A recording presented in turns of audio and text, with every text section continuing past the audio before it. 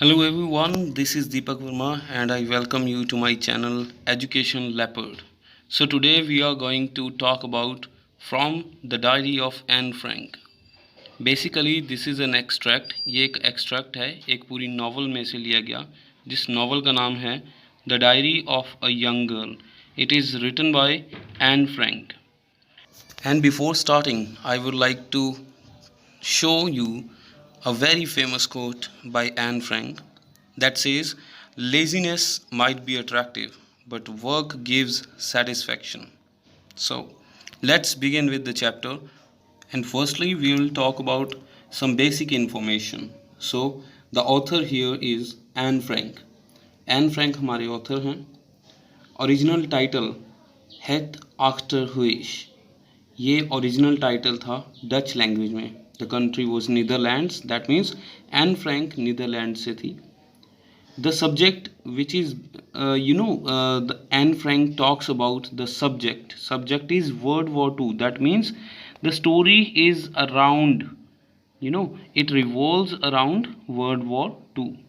So the publication year of the Dutch version was 1947, and later on the same book is published in 1952 in English. The translator's name was B.M. Muyat Doubleday. So let's begin.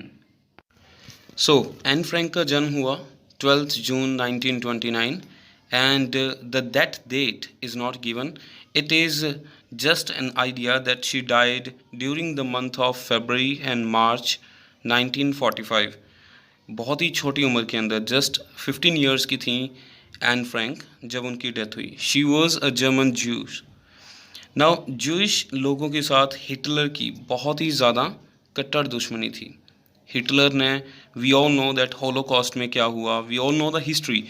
और Hitler ने तकरीबन 6 million Jewish लोगों को मारा था. And the impact was over here also. In this story, the 12 years old Jewish girl wrote the diary of Anne Frank while in hiding with her family, friends and others in Amsterdam. Basically उस समय पर Nazis occupation चल रहा था Netherlands में during the World War two. And अपने इस कब्ज़ा करने की मुहिम के अंदर नाजी कर क्या रहे थे, वो जूश लोगों को मारते, उनको पकड़ते और उनके साथ बहुत ही ज़्यादा बुरा व्यवहार होता था. बहुत ही ज़्यादा उनकी एक्सप्लोइटेशन होती थी. उनको खाने को नहीं मिलता था और उनको कंसंट्रेशन कैंप्स में रखा जाता था. And it is noted by many literary critics कि जो ये कंसंट्रेशन कैंप्स हुआ करते थे, यहाँ पे जो ज़िंदगी थी वो नर्क से भी बदतर थी. एंड अनफॉर्चुनेटली होता भी यही है. ड्यूरिंग द हाइडिंग जब वो लोग छुपे हुए थे, ये एक स्टेट से, ऐसा नहीं था कि एक स्टेट से कहीं दूसरी स्टेट में जा रहे हैं या किसी दूसरे देश में जा रहे हैं. नो, वन स्टेट टू एक ही स्टेट के अंदर किसी एक टाउन में छुपना, फिर किसी दूसरे टाउन में छुपना, कभी कहीं जाना, कभी किसी के घर पे रहना, कभी किसी के घर पे. But this group was betrayed by someone.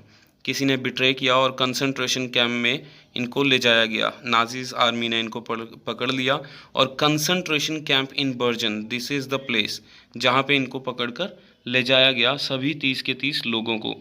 और जैसा कि मैंने आप लोगों को अभी बताया कि इस कंसंट्रेशन कैंप में ज़िंदगी बहुत ही ज़्यादा बुरी थी. लोगों के साथ बहुत ही ज़्यादा बुरा व्यवहार होता था, बहुत ही ज़्यादा एक्सप्लोइटेशन होती थी. एंड उसी के चलते Anne and her sister Margaret died of typhus. Typhus एक डिजीज़ था जिसके चलते इन दोनों की डेथ हो जाती है 1945 में. But her father Otto Frank, Anne Frank के father Otto Frank, he was the only survivor not even in the family but of the group. 30 लोगों के ग्रुप में से सिर्फ ओटो फ्रैंक ही बच पाए थे. और उन्होंने फिर एन फ्रैंक की इस डायरी को, जिस डायरी को हमें आगे चल के पता चलेगा कि जिसका नाम उसने किटी रखा था, इस डायरी को पब्लिश करवाया as the diary of a young girl, जिसके बारे में हमने आज पढ़ना है. ये एक एक्सट्रैक्ट है उसी डायरी में से लिया गया जिसका नाम है from the diary of Anne Frank. So now we are pretty much known with the situation. Here the author is Anne Frank. The author feels that it is strange and unusual for her to write in a diary about her feelings and experiences because it was the first time she was doing it. यानी कि Anne Frank just एक 12 साल की बच्ची थी जिसको अपने 12th birthday पे ये डायरी उसके पेरेंट्स से गिफ्ट में मिली थी, और वो चाहती थी अपनी फीलिंग्स को, अपने एक्सपीरियंसेस को उस डायरी में लिखना।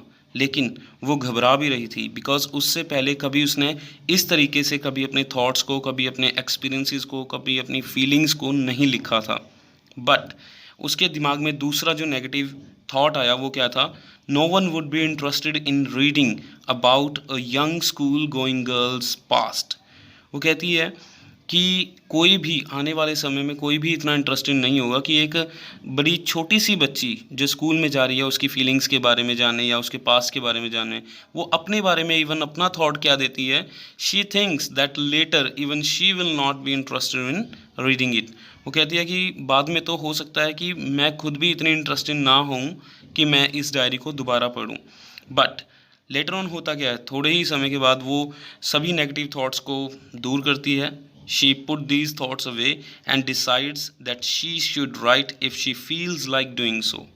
So she feels the need to write because there were a lot of thoughts she had been holding on to lately and she needed it to get them off her mind.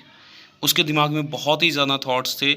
आप समझ सकते हैं कि ये aura क्या था, because उस समय पे जो इन्वायरमेंट था चारों ओर, कत्लेआम, खून खराबा, लोग अपने घरों से बेघर हो गए थे, लोगों के सामान, पूरी ज़िंदगी की कमाई, उनके चाहने वाले, उनके प्यार करने वाले लोग सभी बिछड़ चुके थे या मर चुके थे। तो जो ये ऑरा था, जो ये इन्वायरमेंट क्रिएट हुआ था वॉर की वजह से, वर्ल्ड वॉर 2 की वजह से, इस ऑरा से, इस इन्वायरमेंट से इसके दिमाग पर, एन फ्रैंक के दिमाग पर बहुत ही गहरा असर पहुंचा था। And it is known that writing once thought act as a therapy.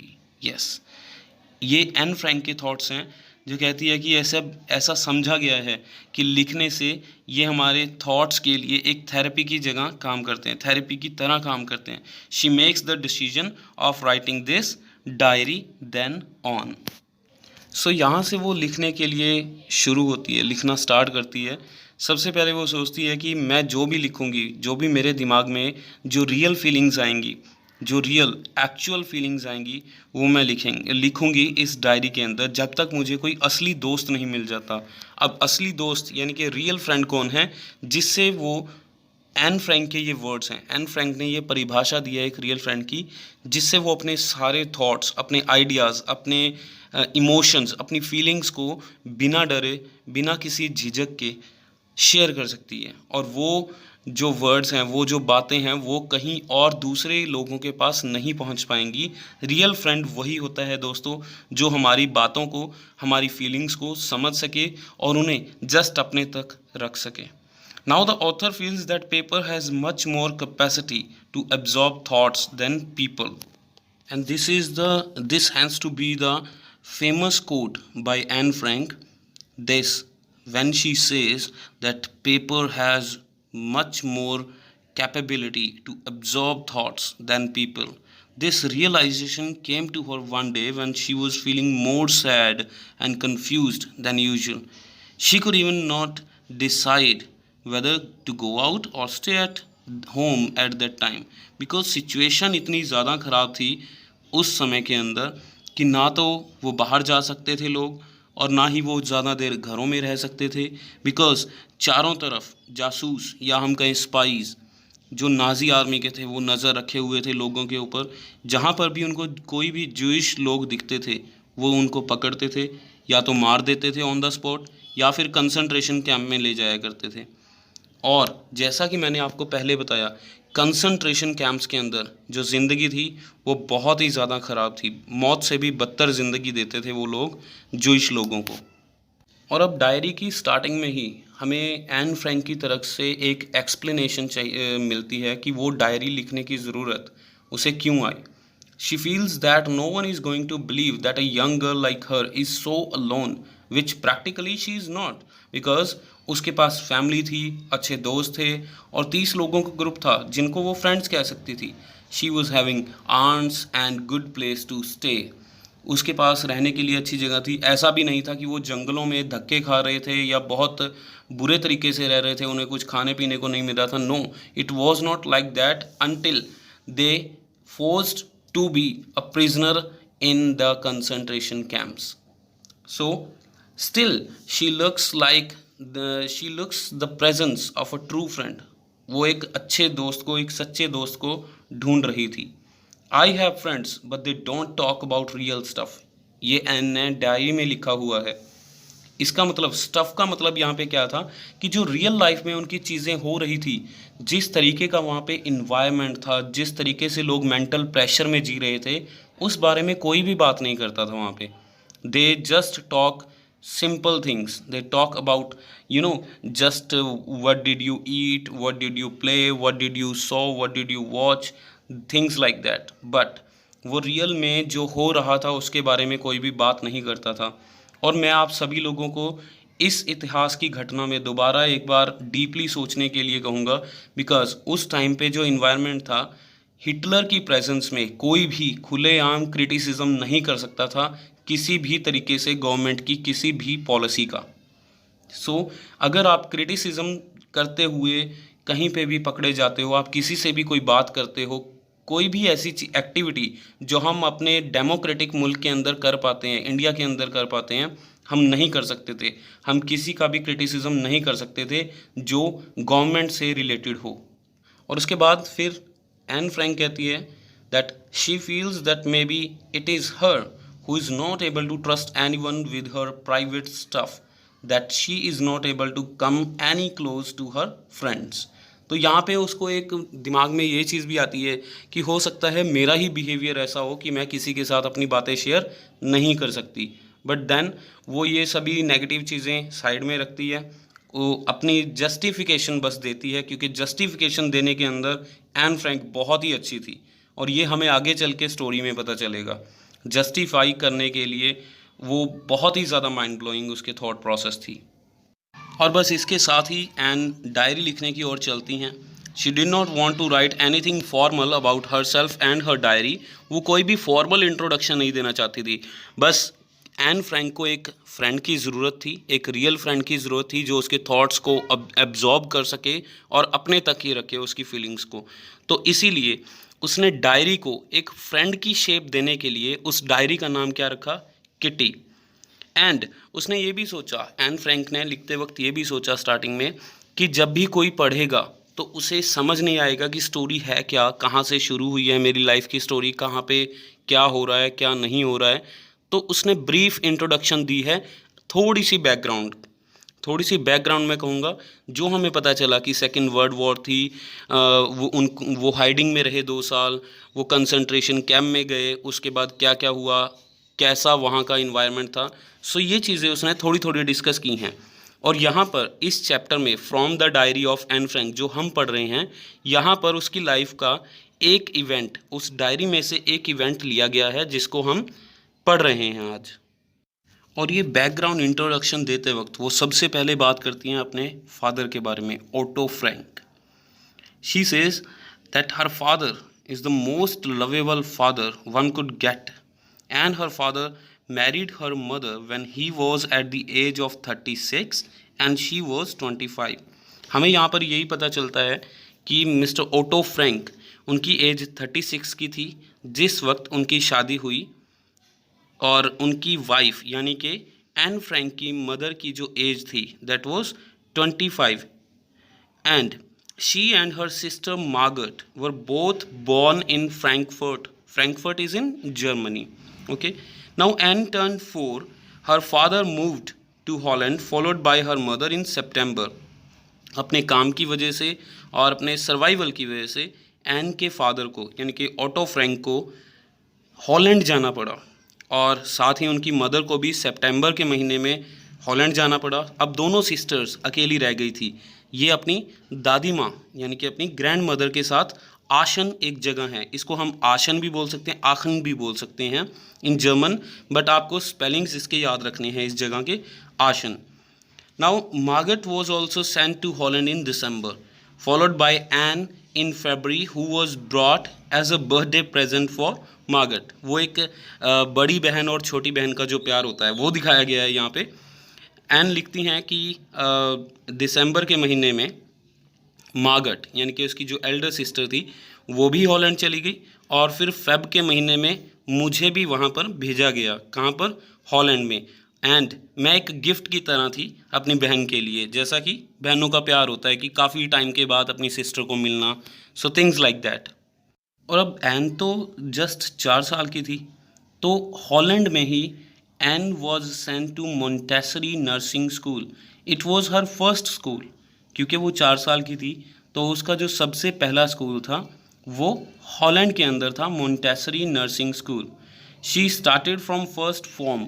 अब यहाँ पे फर्स्ट फॉर्म का मतलब है फर्स्ट क्लास। वहाँ पे फॉर्म को क्लास को, जैसे हम यहाँ पे कहते हैं कि फर्स्ट स्टैंडर्ड या फर्स्ट क्लास या सेकंड स्टैंडर्ड या सेकंड क्लास, तो वहाँ पे फर्स्ट फॉर्म या सेकंड फॉर्म बोला जाता है। She had Mrs Kuperus the headmistress as her teacher in sixth form as well, who even cried at the time of farewell. यानी कि मिसेस क्यूपरस का जो यहाँ पे कैरेक्टर दिखाया है, बाकी बहुत ही ज़्यादा डीपली तो नहीं लिखा गया इस चैप्टर में, पर्टिकुलरली इस सेक्शन में स्टोरी के, लेकिन एन लिखती हैं कि मिसेस क्यूपरस थी जो, वो बहुत ही ज़्यादा उनका लगाव था, क्योंकि वो फर्स्ट स्टैंडर्ड से लेकर सिक्स स्टैंडर्ड तक इनको पढ़ा रहे थे।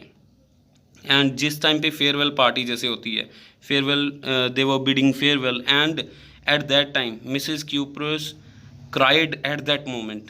So it was quite emotional for all the students. Now in 1941, the author's birthday could not be celebrated well because her grandmother fell ill and underwent an operation. जैसा कि आप देख सकते हैं, मैंने यहाँ पे लिखा है।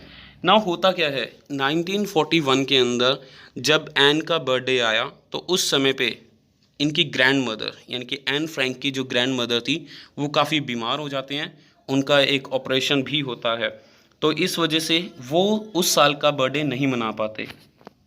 लेकिन अगले ही साल इससे भी ज़्यादा अनफॉर्चुनेट घटना घटती है। Her grandmother left them in जनवरी महीने में ही एन फ्रैंक की दादी माँ की डेथ हो जाती है। Now it was 1942 now, and misses her grandmother more than anyone knows.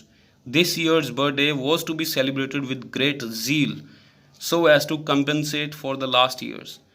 इस साल वो बहुत ही बढ़िया धूमधाम से अपना बर्थडे मनाना चाहती थी अपनी ग्रैंड मदर के साथ, क्योंकि पिछले साल उसकी ग्रैंड मदर बीमार थी और उनकी एक सर्जरी हुई थी, उनका ऑपरेशन हुआ था, और इस साल वो पूरी कसर निकालना चाहते थे, so as to compensate for the last year's birthday, right? She then mentions that her family is doing well, which sums up her background and brings her to the present date of June 20, 1942, when she is writing her diary and the day was Saturday. Now ये वो दिन है जहाँ से जिस event के बारे में ये चैप्टर है, from the diary of Anne Frank, ये वो दिन है 20 जून 1942, शनिवार का दिन, जिस दिन वो लिख रही है, और इसके बारे में अब हम बात करने वाले हैं। नाउ आप लोग भी ये चीज़ सोच रहे होंगे कि स्पेसिफिकली इसी दिन की घटना को एज एन एक्सट्रैक्ट हमें एज ए चैप्टर क्यों आया है ये। So let's read the story from here. On June 20th, 1942, Anne begins writing in her diary, addressing it as her friend Kitty. So dear friend Kitty, or my friend Kitty. She mentions how her entire class is nervous about their result, because अब आपको शायद ये समझ आया होगा ये क्यों हमें एज अ चैप्टर ये वाला सेक्शन आया है स्टोरी का, बिकॉज ये रिज़ल्ट डे था इनका, एन के स्कूल का रिज़ल्ट डे था, और एन के जितने भी फ्रेंड्स थे या क्लासमेट्स थे, they were very nervous, specially boys बहुत ही ज़्यादा नर्वस थे। मैनी स्टूडेंट्स वो making bets, some had put their entire summer savings at stake. शर्तें लगा रहे थे बच्चे कि कौन पास होगा, पास हो पाएगा या नहीं हो पाएगा, बिकॉज ये सारे डिसीजंस किसने लेने थे, टीचर्स ने, और उनकी मीटिंग उस समय पे चल रही थी जब ये सीन जहाँ से स्टार्ट होता है, उनकी मीटिंग चल रही थी टीचर्स की। और एन फ्रैंक अपनी फ्रेंड जी, यहाँ पे उसकी एक फ्रेंड का नाम आता है जी, सिर्फ जी लिखा गया है, कोई पूरा नाम नहीं है, so we have to remember that. Now she and her friend G also made fun of nervous boys. They kept on saying to each other that I'm not going to pass, while others would console them and say yes you would. So ऐसा होता भी है, अगर हम अपने बारे में सोचें या अपनी रिज़ल्ट डे के बारे में सोचें, तो हमें भी ये चीज़ इस तरह की फीलिंग्स होती हैं, हम काफ़ी ज़्यादा एनेक्सियस हो जाते हैं जब हम अपने दोस्तों से मुझे नहीं लगता मैं पास हो पाऊँगा या पास हो पाऊँगी, फिर हमारे दोस्त हमें क्या कहते हैं कि नहीं नहीं, तू तो आराम से पास हो जाएगा, ऐसा कुछ भी नहीं है, तू आराम से पास हो जाएगा। सो यहाँ पर होता क्या है, बच्चे बहुत ही ज़्यादा शोर मचा रहे थे, जो बॉयज़ थे स्पेशली क्लास के। तो जो जी है, यानी कि जो एन फ्रैंक की जो यहाँ पे फ्रेंड दिखाई गई है, वो बड़े प्यार से, बड़े पोलाइट तरीके से बच्चों को चुप रहने के लिए कहती है, लेकिन कोई नहीं होता। देन एन को गुस्सा आता है और एन सबको बड़े या ना she scolded everyone in the class, but none of it worked. कोई भी शांत नहीं होता, सभी ऐसे ही शोर मचाते रहते हैं। नाउ अब एन अपने बारे में बताती है कि मैं इतनी ज़्यादा बॉदर नहीं हूँ अपने फ्रेंड्स के बारे में या अपने रिज़ल्ट को लेकर।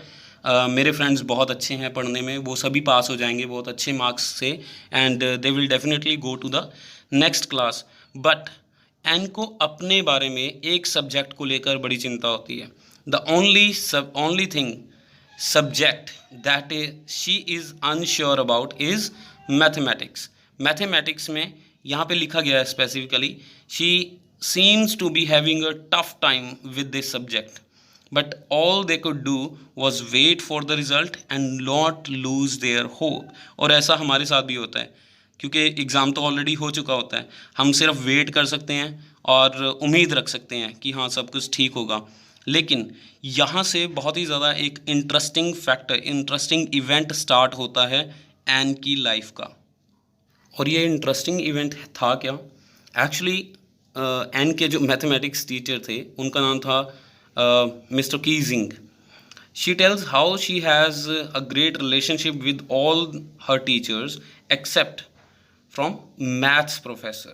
The maths professor's name was Mr. Keesing. He was constantly irritated by the author's talkativeness. Now author is Anne Frank. Anne Frank काफ़ी ज़्यादा बातूनी थी, टॉकेटिव थी, बहुत ज़्यादा क्लास में बोलती थी, और उसकी वजह से जो मिस्टर कीजिंग थे ये बहुत ही ज़्यादा परेशान होते थे, बहुत ही ज़्यादा एनॉय होते थे, बहुत ही ज़्यादा तंग हो जाते थे। तो वो सबसे पहले क्या करते हैं, एन फ्रैंक को पनिश करने के लिए उसको एक ऐसे लिखने को दे देते हैं कि you have to write an essay as your punishment, and the name और you can say the title of this essay would be the chatterbox. वो कहते हैं the first one was to write an essay on chatterbox. उसकी जो पहली punishment मिली वो ये थी कि उसने चैटर बॉक्स के बारे में लिखना था, जो कि उसको टाइटल मिला, and it was from Keesing sides, यानी कि मिस्टर कीजिंग की साइड से वो एक पनिशमेंट थी। लेकिन एन फ्रैंक, मैंने जैसे पहले भी बताया था, एन फ्रैंक अपने आप को जस्टिफाई करने में बहुत ही ज़्यादा सक्षम थी। तो वो अपने आप को जस्टिफाई कैसे करती है, आइए देखते हैं। नाउ एन सोचती है कि अगर ये as a punishment chatterbox title किसी को मिला होता, कोई भी रैंडम स्टफ़ इधर उधर की बातें लिख सकता था, लेकिन एन अपने पॉइंट को प्रूव करना चाहती थी। She wanted to present concrete argument in support of talking, यानी कि जो उसकी टॉकेटिवनेस थी उसके लिए एक स्ट्रॉन्ग आर्गूमेंट देना चाहती थी। She mentioned that she will try to better herself as a student, but talking is something that can not be eliminated completely. This is because she got it as an inherited trait from her mother, and this is how she ended up writing a 3 pages on the topic. उसने 3 page का topic लिख दिया chatter box के ऊपर। अब जिसको पढ़कर mister Keesing को बहुत हंसी भी आई और मिस्टर कीजिंग को थोड़ा बुरा भी लगा, एनॉय भी हुए, and she began thinking about the topic while chewing the tip of my favourite pen, जैसा कि यहाँ पे लिखा है, is a gesture that signifies a person is in deep thinking. तो ये मैंने यहाँ पे स्पेशली क्यों लिखा है, क्योंकि एन फ्रैंक ने जो ये ऐसे 3 पेज का लिखा था, ये ऐसे ही नहीं लिखा था। उसने स्ट्रॉन्ग आर्गूमेंट दिया कि टॉकेटिवनेस को ऐसे कैसे कोई एकदम से ख़त्म कर सकता है, ऐसे कैसे हो सकता है, एकदम से कैसे बंद हो सकती है टॉकेटिवनेस, बिकॉज ये इनहेरिटेड है, मुझे विरासत में मिली है, मेरी माँ भी ऐसी थी और मैं भी ऐसी हूँ। ऐसे होता है ना, हम लोग भी ऐसे देखते हैं, करते हैं, ये बातें समझते हैं कि उसने कहा कि मेरी माँ भी भाई बहुत ज़्यादा बोला करती थी, तो मैं भी ऐसी ही हूँ, ये तो मेरे को एक तरह से विरासत में मिली है, इनहेरिटेड ट्रेट है उसके अंदर, so it can not be helped. Now and on this the professor found ends arguments to be amusing, but when she did not stop talking in the next lesson also, he gave her yet another assignment as punishment. The topic was an incorrigible chatterbox. अब incorrigible क्या होता है? This is an adjective और इसका मतलब ये होता है कि जो ढीठ है, बस ये जैसा है वैसा ही रहेगा, इसको नहीं मतलब ठीक किया जा सकता है ना, जिसका कोई इलाज नहीं है। So incorrigible chatterbox. He gave her this topic because he was annoyed of her unstoppable chattering during his lessons. Now, on receiving this assignment, the professor did not say anything to her for a while, but when he lost his patience, he handed her yet another assignment as punishment on this topic. And the topic was quack, quack, quack, said Mistress Chatterbox. ये mister Keesing के नज़रिए से अगर देखा जाए, वो ये समझ रहे थे कि इसने ठीक नहीं होना है तो इसको एक बार और पनिशमेंट देनी चाहिए, और अब की बार उन्होंने ये दे दिया topic quack quack quack said mistress chatterbox.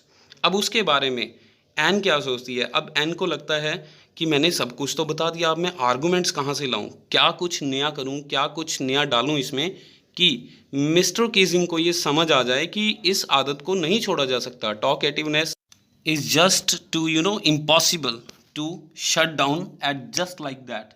मतलब उसको एक सेकंड में टॉकेटिवनेस को कोई कैसे बंद कर सकता है, उसको ऐसा लगता था। लेकिन अब वो फंस चुकी थी, वो सोच रही थी कि अब मैं इससे ज़्यादा क्या कर सकती हूँ।